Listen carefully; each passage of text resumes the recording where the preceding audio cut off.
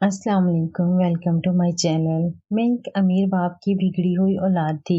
मेरे वालिद ने हर जायज़ नाजायज़ तरीके से दौलत कमा के हम भाई बहनों के कदमों में लाकर ठेर कर दी थी। मुझ में बहुत गुरूर था, दौलत का और अपने हुस्न का भी। मैं जहाँ भी जाती लोग देखते ही रह जाते। एक दिन यूनिवर्सिटी में मुझे एक लड़के ने पुकारा तो मैंने चौंक कर उसे देखा।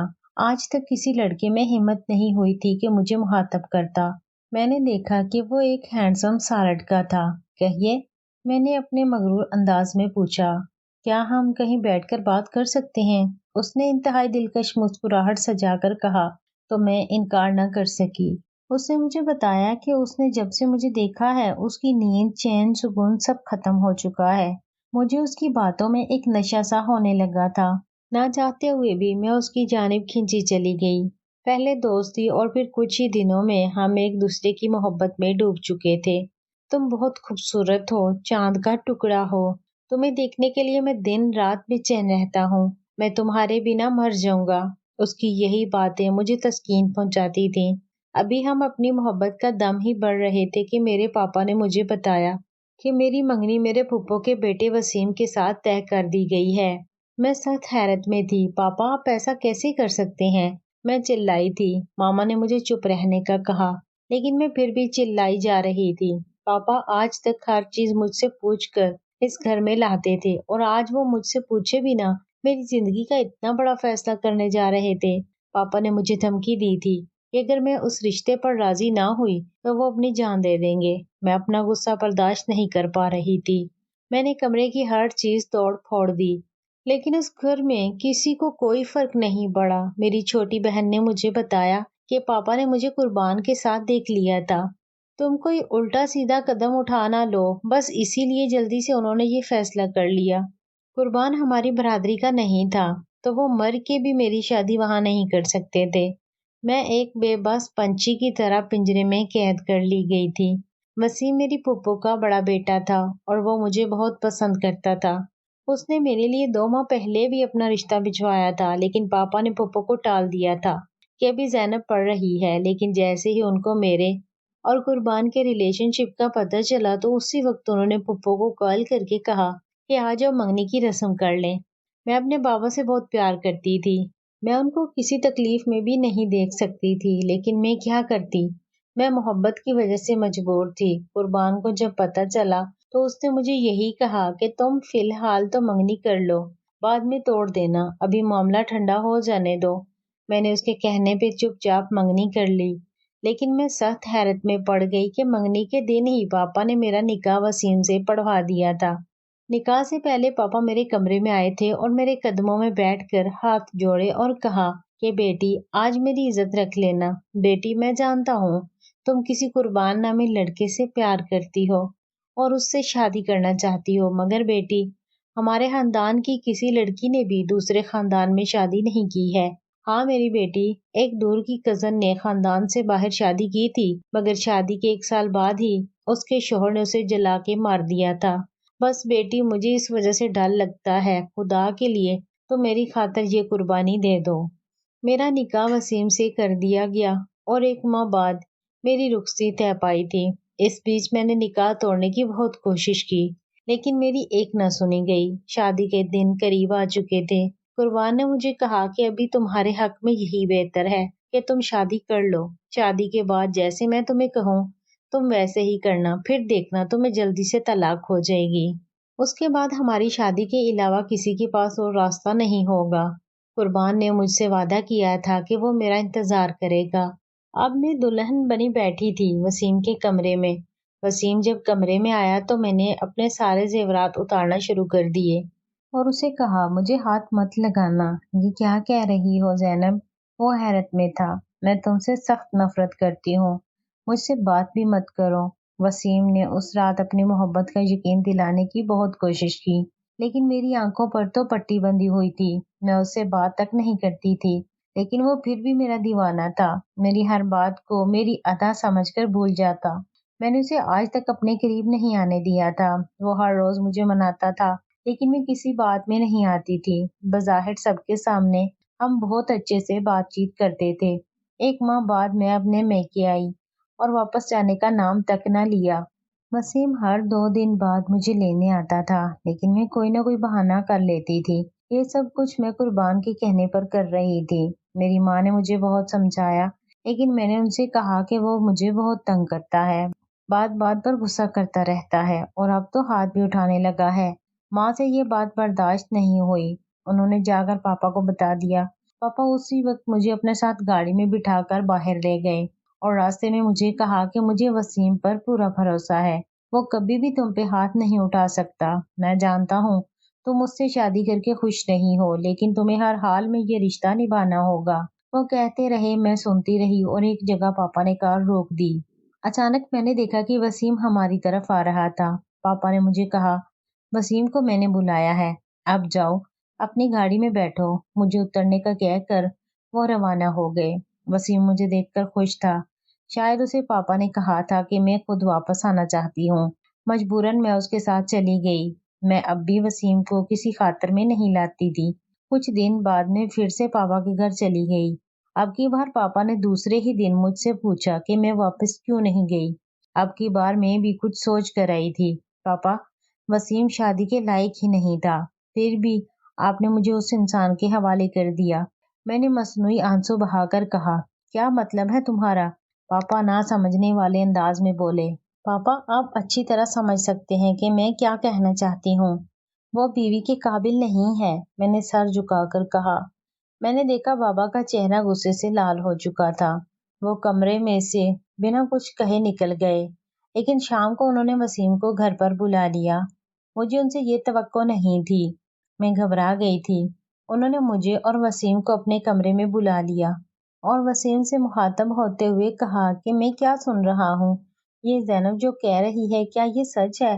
پھر انہوں نے وسیم کو ساری بات بتا دی اور میں نے دیکھا تو وسیم بھی غصے میں آ گیا تھا، مگر پاپا کے سامنے خاموش بیٹھا تھا۔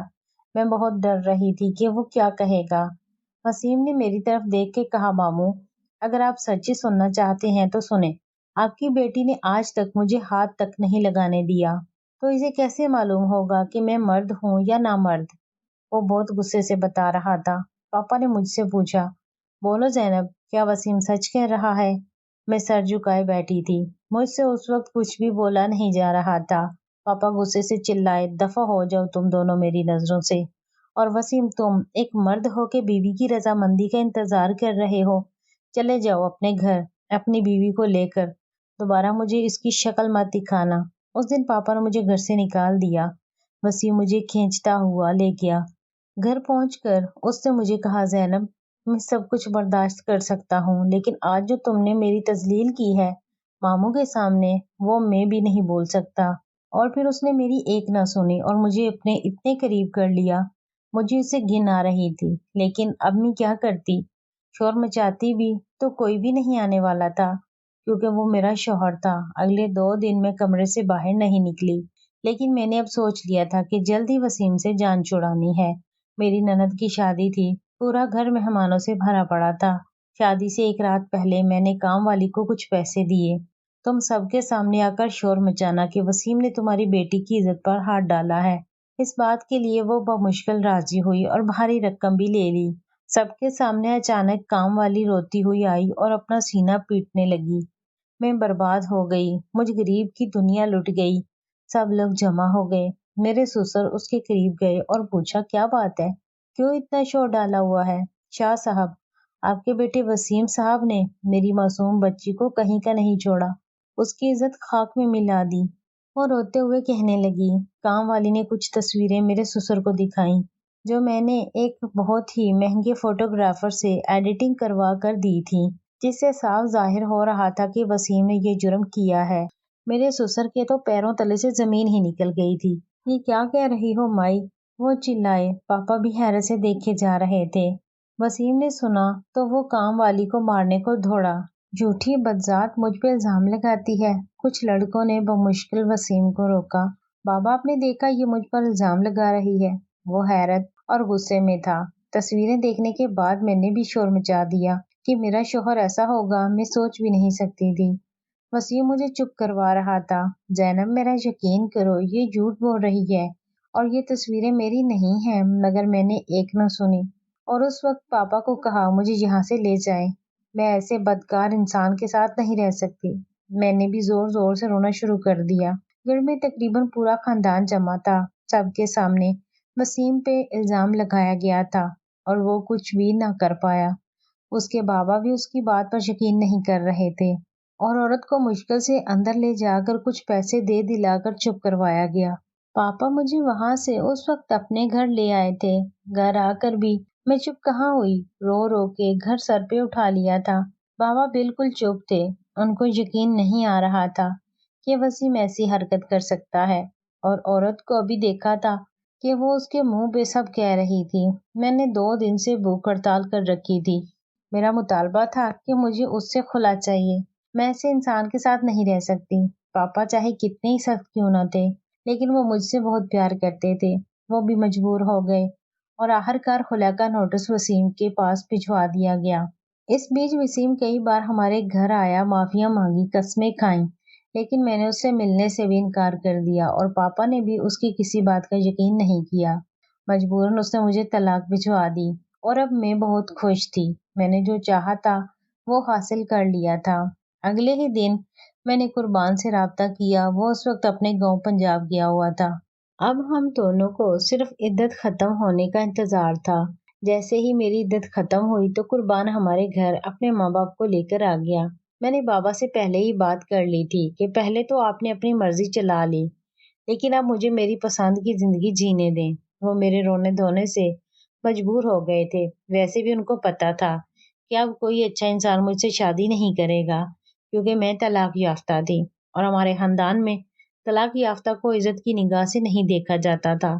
بہت سادگی سے ہمارا نکاح ہوا اور میں قربان کے ساتھ اس کے گاؤں پنجاب آ گئی۔